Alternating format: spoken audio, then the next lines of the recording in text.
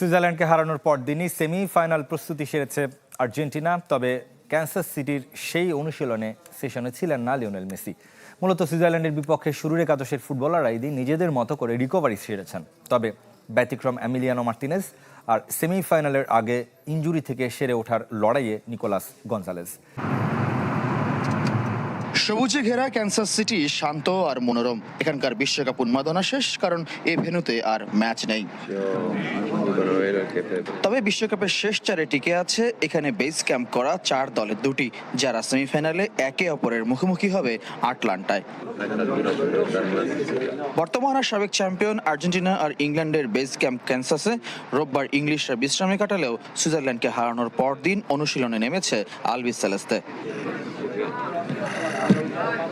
যদিও এদিন অনুশীলনে ছিলেন না লিওনেল মেসি, ম্যাচের পর দিন নিজের মতো রিকভারি সেরেছেন LM10। সুইজারল্যান্ডের বিপক্ষে যারা শুরুর একাদশে ছিলেন না, রোববার তারাই ঘাম ঝরিয়েছেন স্পোর্টিং কেসি ট্রেনিং সেন্টারে। তবে ব্যতিক্রম আর্জেন্টাইন গোলরক্ষক এমিলিয়ানো মার্তিনেজ। নির্ধারিত সময়ের প্রায় আধা ঘন্টা পর অনুশীলন শুরু কিংবা মাঠে নেমে ফুটবলারদের নির্ভর বডি ল্যাঙ্গুয়েজ সবই কোয়ার্টার ফাইনাল জয়ের প্রতিচ্ছবি। তবে টানা দ্বিতীয় শিরোপা মিশনে সেমির বাধা পেরোনোর ছক হেড কোচ লিওনেল স্কালোনির মাথায়। রোববারের সেশনে সহকারীদের সাথে স্কালোনিও ফুরফুরে মেজাজে। তার অপেক্ষা শুধু নিকোলাস গঞ্জালেজের ইনজুরি থেকে সেরে ওঠার। বিশ্বকাপ জুড়ে বেশিরভাগ সেশন ক্যানসাস সিটিতেই হয়েছে আর্জেন্টিনার। অন্য শহরে ম্যাচ থাকলেও মাঠের শেষ প্রস্তুতি এখানে সেরে যাবার নজিরও আছে। এবার প্রায় 1300 কিলোমিটার দূরের আটলান্টায় ইংল্যান্ড বধের মিশন। বিশ্ব চ্যাম্পিয়ন কোচের পরিকল্পনায় কি, সে উত্তর জানার অপেক্ষা রয়ে যাচ্ছে। বুধবার ম্যাচ সামনে রেখে সোমবারও ক্যানসাসে অনুশীলন নিশ্চিত আর্জেন্টিনার। দোলাচল মঙ্গলবার ঘিরে। নকআউটের 3 ম্যাচের কোনোটি হেসে খেলে জিততে পারেনি আর্জেন্টিনা। সবার মাঝে জল্পনা দ্বিতীয় শিরোপা মিশনে এবার শেষ চারে কেমন হবে মেসি মার্তিনেজদের ইংলিশ পরীক্ষা। ইংল্যান্ডের বিপক্ষে সেমিফাইনালে অ্যাওয়ে জার্সি পরে নামবে আর্জেন্টিনা। বিশ্বকাপে অ্যাওয়ে জার্সি পরে এর আগে 2014 কিংবা 1990 ফাইনালে হারলেও ইংল্যান্ডের বিপক্ষে পরিসংখ্যান ভালো আলবি সেলেস্তেদের। আর্জেন্টিনার জন্য নীল অ্যাওয়ে জার্সিকে ধরা হয় অভিশপ্ত, অপয়া।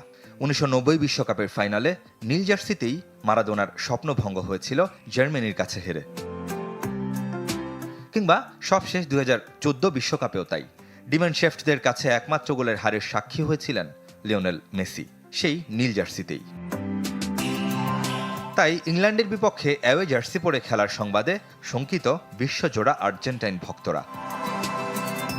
তবে প্রতিপক্ষ 3 লায়ন্স বলেই স্বস্তিও খুঁজতে পারেন তারা, কেননা 1986 বিশ্বকাপের ঐতিহাসিক কোয়ার্টার ফাইনালে ইংল্যান্ডের বিপক্ষে আবার অ্যাওয়ে জার্সিতে নেমেছিলেন মারাদোনা, বুরুচাগারা।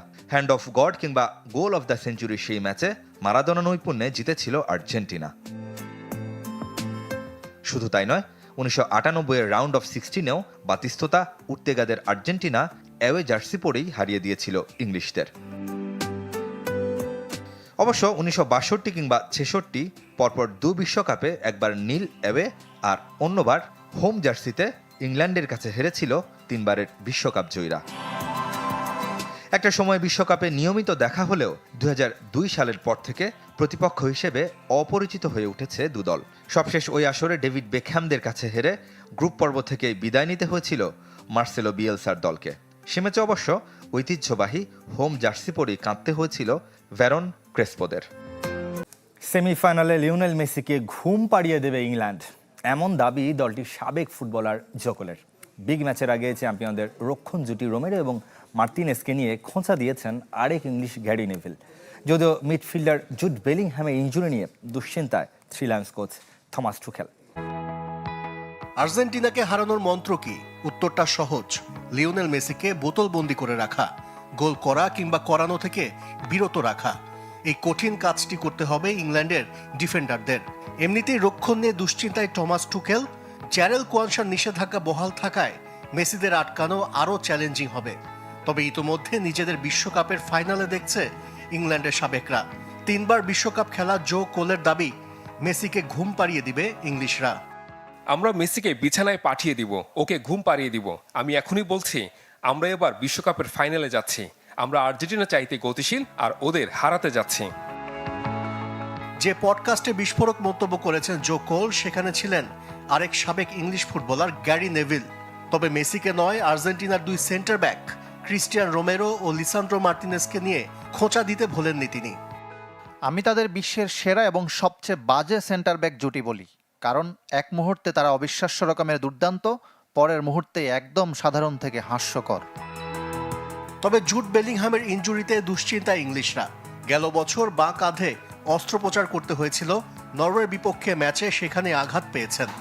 শেষ পর্যন্ত আর্জেন্টিনার বিপক্ষে ম্যাচে খেলবেন কিনা তা নিয়েও আছে ধোঁয়াশা।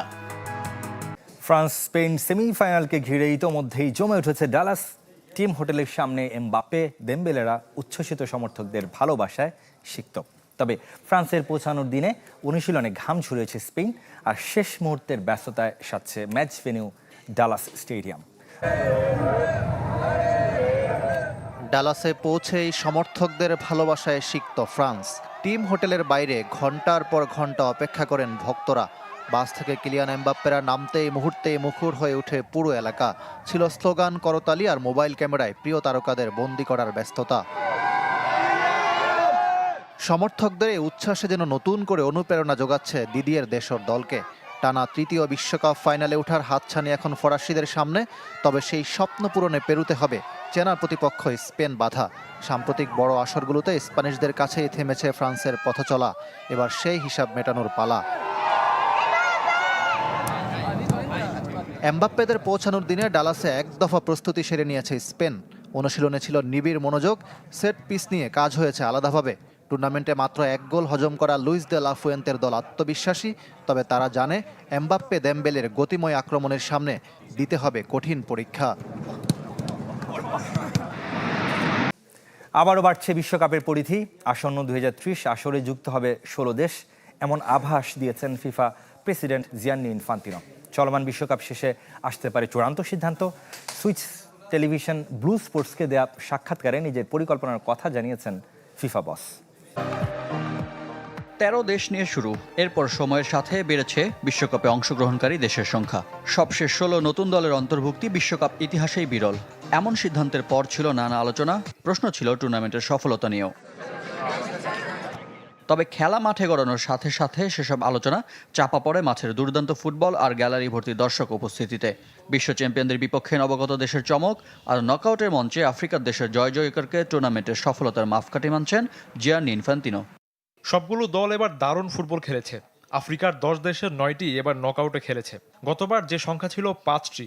সুতরাং এটি প্রমাণ করে টুর্নামেন্টের সকল দলের অন্তর্ভুক্তি কতটা গুরুত্বপূর্ণ। আপনি যদি ছোট দেশগুলোকে খেলার সুযোগ না করে দেন, তাহলে তারা উন্নতি করার সুযোগ কিভাবে পাবে? প্রথম সেমিফাইনালে আজ রাত 1টায় মাঠে নামবে ফ্রান্স ও স্পেন।